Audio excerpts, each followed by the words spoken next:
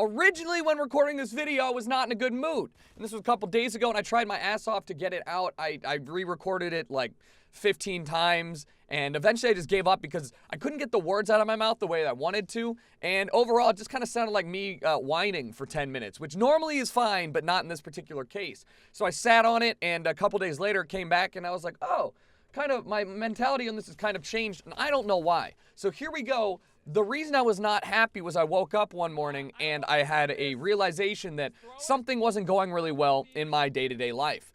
But everything else was going amazingly. And it felt like no matter how many times I was focusing on the one or two few things that were not going well, something else would slip out behind me and then I'd have to go fix that. And it was a never-ending cycle of always having something to do or to improve or to fix or to try and get better at. And I got kind of depressed about that because it made me feel like I was in a hamster wheel, you know, like no matter how many times you start up and you keep running and you run faster and faster, you're not going anywhere. Like there's always going to be something to do. And that was an overwhelming thought for like 7:30 in the morning prior to having coffee. Started my day off on the wrong foot there. And now I'm trying to frame it in a positive light, a different light, because I'm hoping that in part some people agree with me, but also because I want to hear it in a different positive silver lining outlook. I'm generally positive, and I'm also pretty logical, especially when I'm not feeling great. So the fact that my logic was backing up the negative viewpoint was kind of not great. I was like, well, yeah, of course, Tucker. Like, there's no way that you could have a full life that would, like, nothing was ever going wrong. Like, you're an idiot if you believe that. And then I was like, fuck, I'm right. But the flip side of this is that the fact that you always have something to work on can be looked at in a sense of you're always going to have something that you can improve yourself on. You can always work towards something that's going to make you a better person overall. And that's kind of a nice way to look at it. I realized that, I mean, the issue that I was having was largely work-centric. I felt like I didn't have enough time to get a video out that I really wanted to upload at that day, but I also didn't want to upload something that wasn't great, so I took the day to not upload the video and ended up uploading it the next day, and it didn't do very well.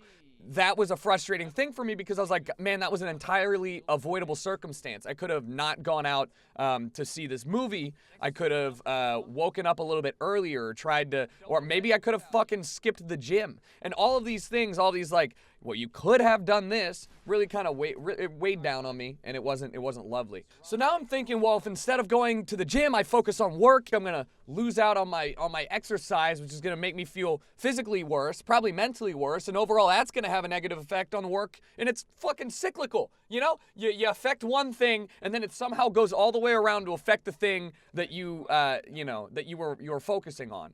Same thing with like.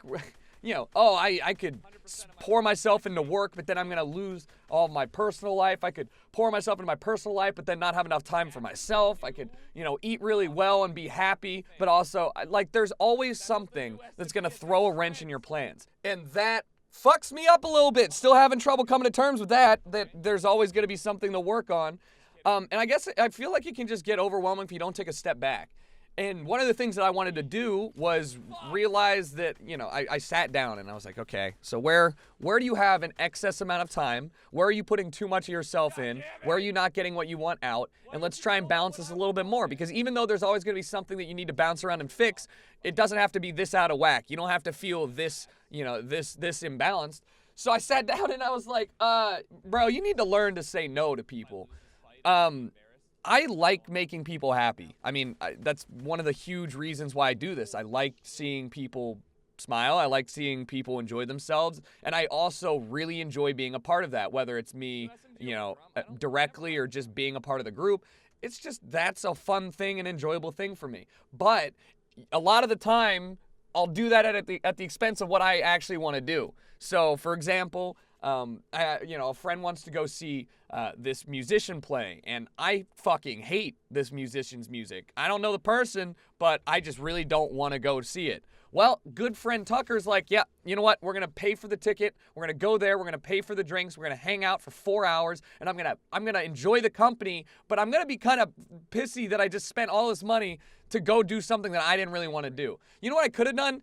Yeah, no, I'm not going to do that. You want to go to a bar instead? Or how about we choose another day to hang out? Or how about I just don't go to this show?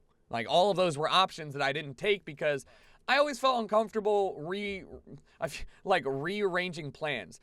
I don't know if any of you guys did this growing up, but I didn't even want to inconvenience people to the point where, like, I would be afraid to ask for water. Like, I would drink out of the sink. I'd go to the bathroom and I'd drink out of the sink. And I know that sounds super weird, but I just didn't want to inconvenience anybody. So that's why when I got this invite, and when I get a lot of invites to do things, my first response is yes, and my second response is I really don't want to do this, but yes, and my third response is I guess I'm gonna come. Like, I guess I'm gonna come.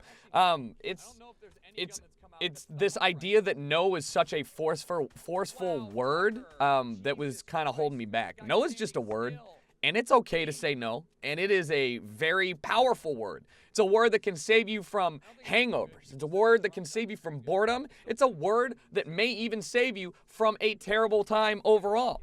And you shouldn't just throw it around at every chance you get, but you should know that it's in your arsenal. That word is there, and it can be used. And so it took me a long time to realize, hey, I could say no to this and then just make an additional plan outside of that, and everybody's going to be happy. Or I could say no to this and just leave it at that, because they'll also probably still be happy. You're not going to lose any friends over not coming out once or twice, and if you if you're feeling a little bit isolated, you can offer up to make the next plans. I know that's difficult for a lot of people, but hey, if you have the power to say no, you also have the power to create some plans. There's probably quite a few of you who are on the other side of this spectrum who never create plans and always say no. And I understand that that is a pretty rough scenario to be in. I personally have kind of felt like I'm less extroverted and I'm less willing to go out and meet people. I've talked about this a couple videos ago, but I'm really happy with the core group of friends that I have. And anything outside of hanging with them is seen to me as like a chore. I know the amount of effort it goes into being a good friend. I know the amount of effort and stuff that I expect from a close friend. And I honestly just want to be really good acquaintances with 99% of the people I meet. The remaining 1%, I do want to go out and be a good friend to. And there's only so much of yourself that you can give, right? You know, you start giving too much to your friends, like we said, ta-da, guess what? We're back to square one. Now you've got a weird, social life imbalance, and it's coming at the expense of your schoolwork or your work or anything else for that matter. And that's a change that I wasn't really prepared for. The whole becoming a little bit more introverted.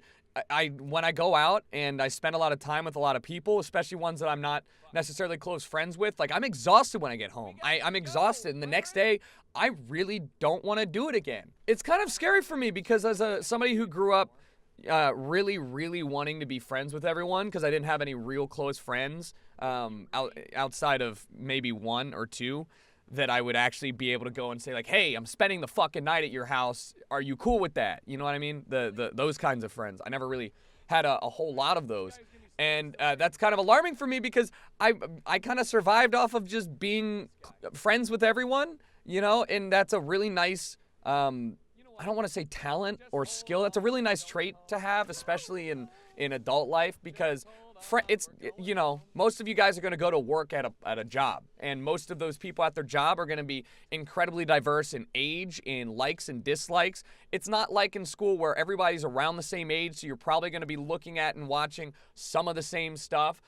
School is kind of easy mode for networking. Life is fucking hard mode, all right? You want to talk to Ted, who's 17 years older than you, early onset balding, and is in debt with the IRS because he bought a Chevy I don't know. You know what I mean? What are you going to have in common with Ted when you're 25? Nothing, probably. I don't know. Maybe Ted likes hentai, and then Ted, you're my boy then.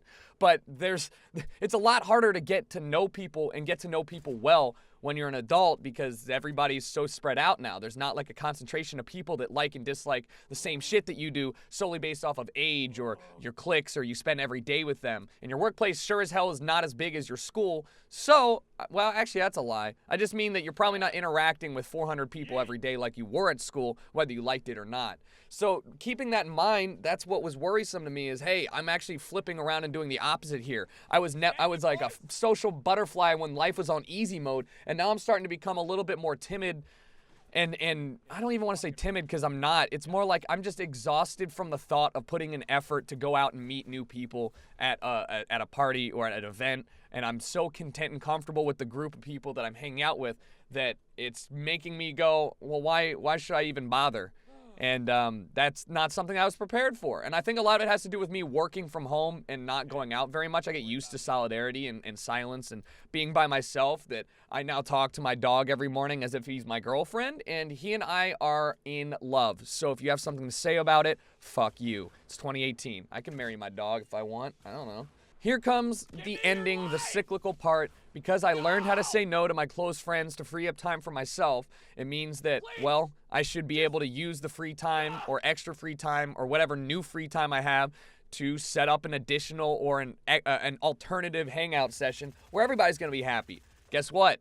It's not that easy, because now I'm thinking to myself, well, now I give up free time. Why am I going to make the effort to give up free time?